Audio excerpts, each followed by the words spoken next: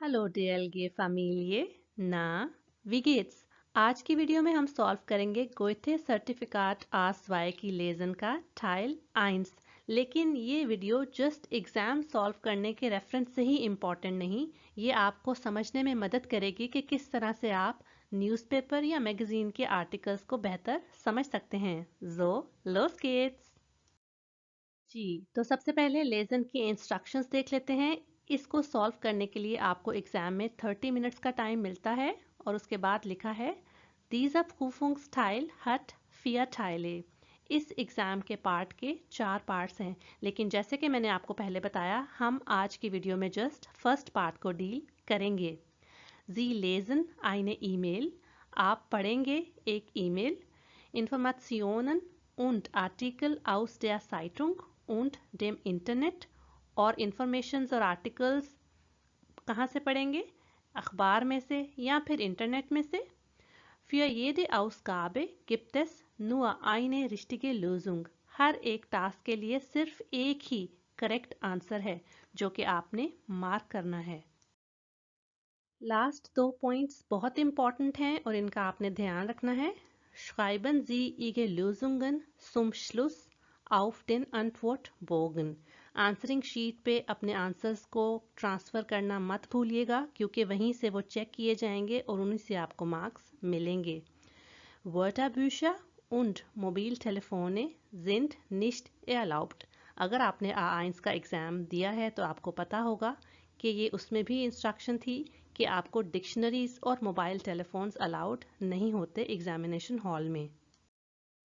Teil 1 है Sie lesen in einer Zeitung diesen Text।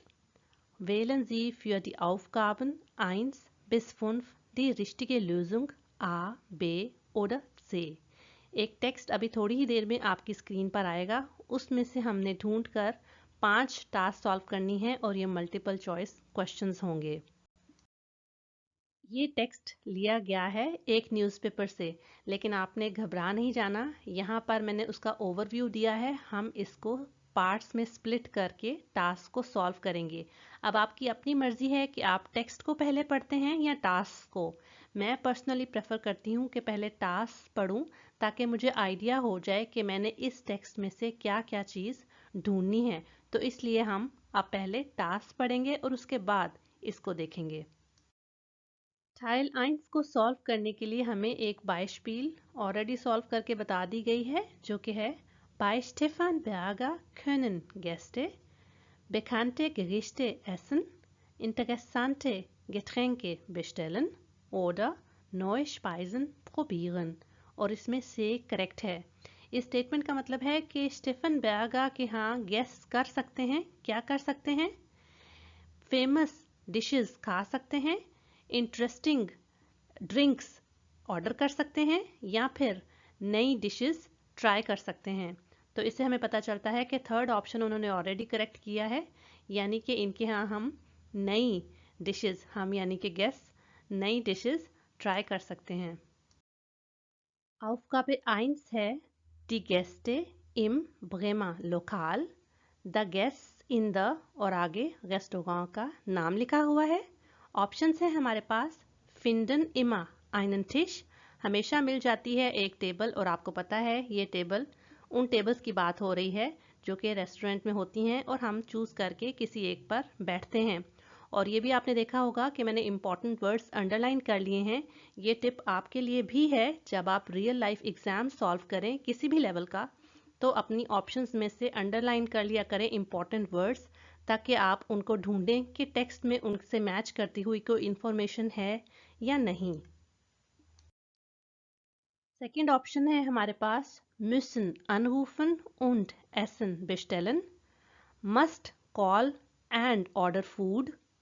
और third है sollen Plätze reservieren।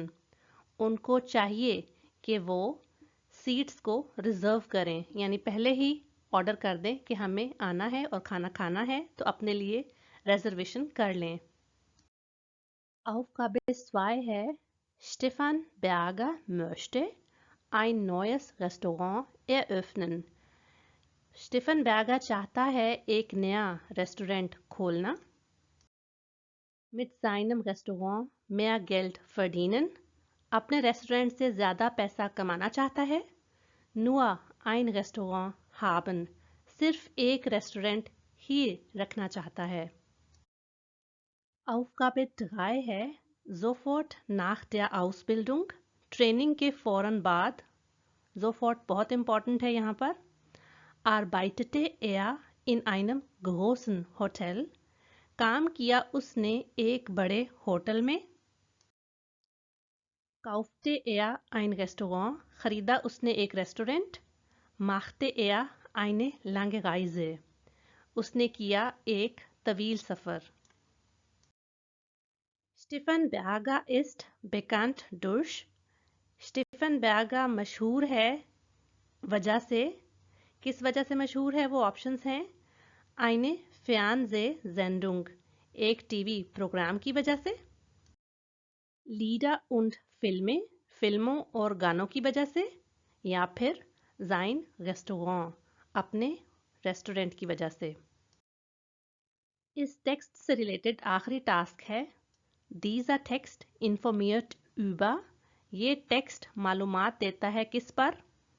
Den Berufsweg eines Kochs, ये गिनेटिव लगा है यहाँ पर। एक कुक की प्रोफेशनल पाथ पर। या फिर einen Koch in einem Hotel, एक होटल के एक कुक पर।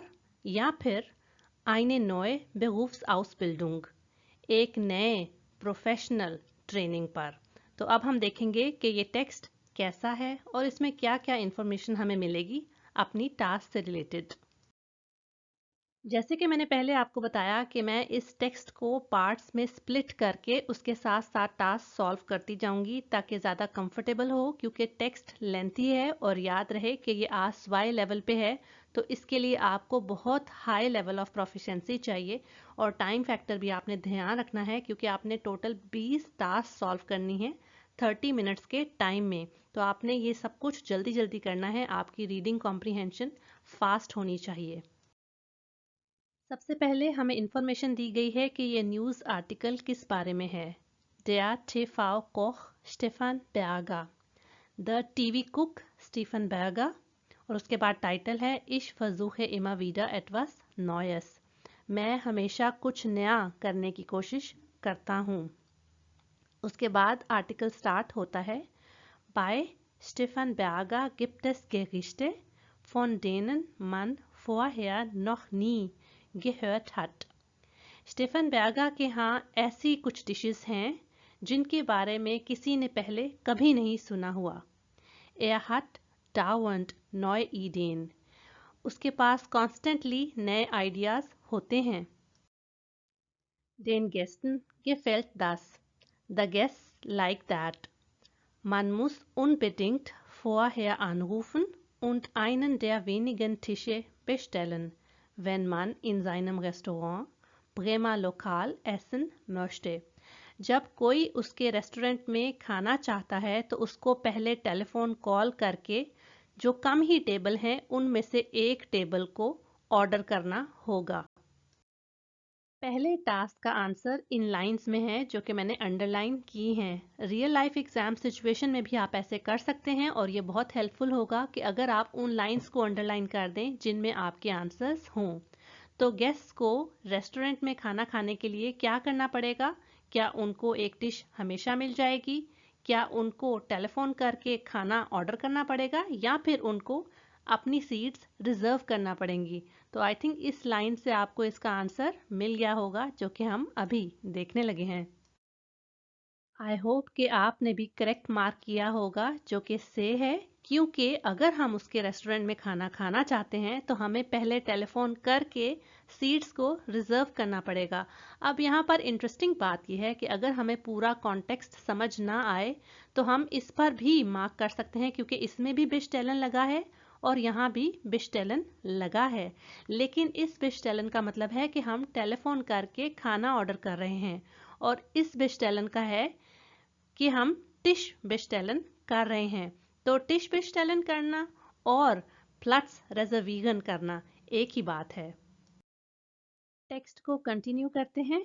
Er hat viele Gäste, उसके पास बहुत गेस्ट हैं। अच्छा, ये गेस्टे का मतलब सिर्फ गेस्ट ही नहीं है, बल्कि इसका मतलब विजिटर्स है, टूरिस्ट भी है, तो कोई भी इसका मतलब लिया जा सकता है। will aber kein zweites Lokal aufmachen, लेकिन वो नहीं चाहता एक सेकंड रेस्टोरेंट खोलना। लोकाल के भी बहुत से मीनिंग्स हैं, इस सिचुएशन में हम इसको रेस्टोरेंट कंसिडर करेंगे।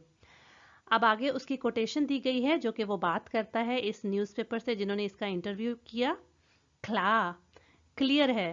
Ich könnte vielleicht reich damit werden, मैं हो सकता हूँ maybe अमीर इससे, aber ich habe mich bewusst dagegen entschieden, लेकिन मैंने कॉन्शियसली इसके अगेंस्ट फैसला किया है। किसके अगेंस्ट फैसला किया है? कि सेकंड रेस्टोरेंट खोलने के अगेंस्ट उसने फैसला किया है। वो चाहता है कि उसको सिर्फ एक ही रेस्टोरेंट हो। Ich mag es einfach, मुझे ये सिंपली बहुत पसंद है। Wie wir hier arbeiten, कि किस तरह से हम यहाँ काम करते हैं। इन लाइंस में हमें अपने सेकंड टास्क का आंसर भी मिल गया है और ये तो बहुत ही एविडेंट है कि वो क्या करना चाहता है। क्या वो एक नया रेस्टोरेंट खोलना चाहता है, क्या वो ज़्यादा पैसा कमाना चाहता है अपने रेस्टोरेंट से, या फिर वो एक ही रेस्टोरेंट रखना चाहता है। ये तो अंडरस्टूड सी बात है, इसका तो आपको आंसर मिल ही गया होगा। इसका करेक्ट आंसर से है। और अगर आपने नोट किया हो तो जो ऑप्शन बे है और जो यहाँ पर लाइन लिखी हुई है, ये दोनों एक दूसरे के ऑपोजिट्स हैं। वो किस तरह से? इस लाइन में लिखा था कि mehr Geld verdienen, ज़्यादा पैसा कमाना, और यहाँ पर है könnte reich werden, could be rich, तो ये दोनों एक दूसरे के ऑपोजिट्स थे। Stefan Berger wurde 1968 im Rheinland geboren. कहाँ पैदा हुआ और किस साल में पैदा हुआ, यहाँ पे वो हमें इंफॉर्मेशन दी गई है। war auf der Realschule und lernte dann in einem großen Hotel kochen. फिर उसका मिडिल स्कूल का बताया गया है और ये भी कि उसके बाद उसने एक बड़े होटल में खाना पकाना सीखा। Nach der Berufsausbildung brauchte er erstmal eine zweijährige Pause. Professional training के बाद उसको चाहिए था पहले एक 2 साला ब्रेक। 2 साल के लिए वो ब्रेक पर जाना चाहता था। Er fuhr durch die Welt. He drove through the world. पूरी दुनिया घूमी उसने। Hatte verschiedene Jobs. मुख्तलिफ जॉब्स की। Und lernte viel Neues kennen. और बहुत कुछ नया सीखा। थर्ड टास्क में हमारे पास लिखा था nach der Ausbildung, और इसी तरह हमें टेक्स्ट में भी सेम एक्सप्रेशन मिलता है लेकिन बेरूफ की एडिशन के साथ, nach der Berufsausbildung, और उसके बाद बताया जाता है कि उसने क्या किया। तो इससे हमें क्लियरली पता चल जाता है कि ऑप्शंस में से करेक्ट क्या है। इसका करेक्ट आंसर से है, लेकिन यहाँ पर सिनोनिम्स एक्सप्रेशंस यूज किए गए थे। हमें टेक्स्ट में बताया गया था er fuhr durch die Welt, he drove through the world, और यहाँ पर है er machte eine lange Reise, he made a long journey या trip।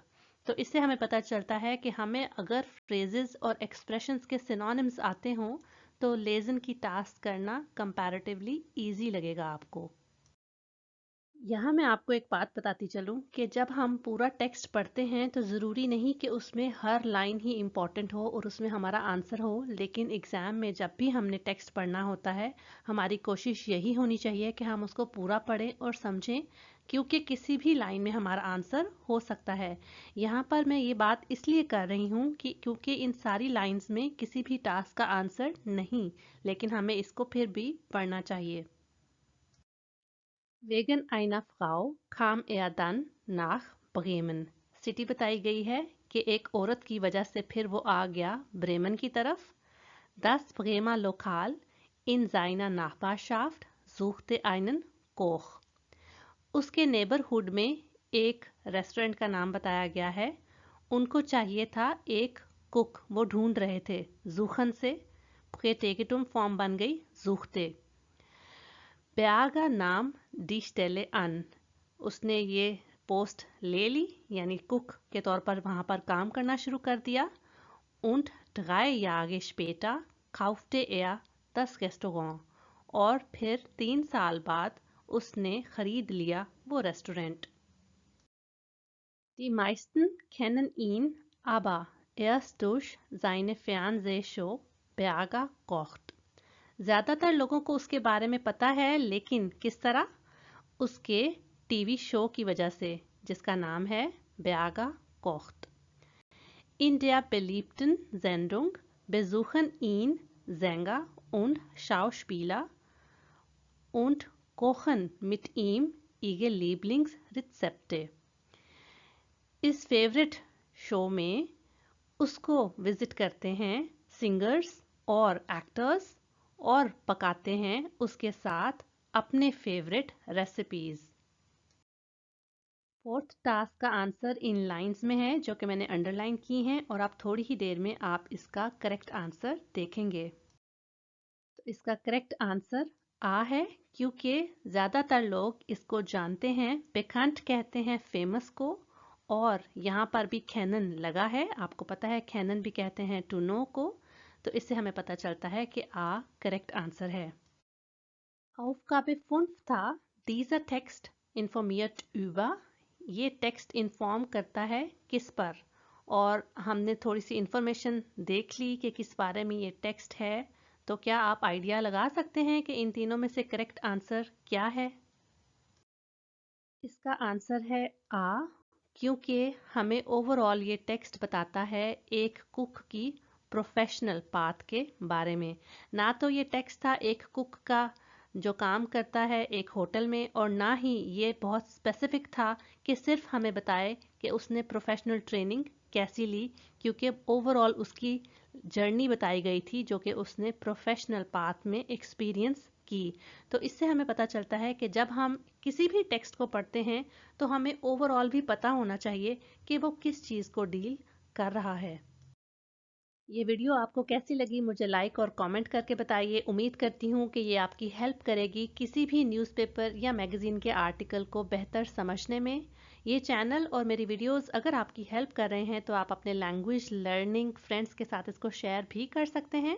मेरे चैनल को सब्सक्राइब करना भी एक अच्छा आइडिया होगा, और मैं मिलूंगी आपको नेक्स्ट वीडियो में। चूस।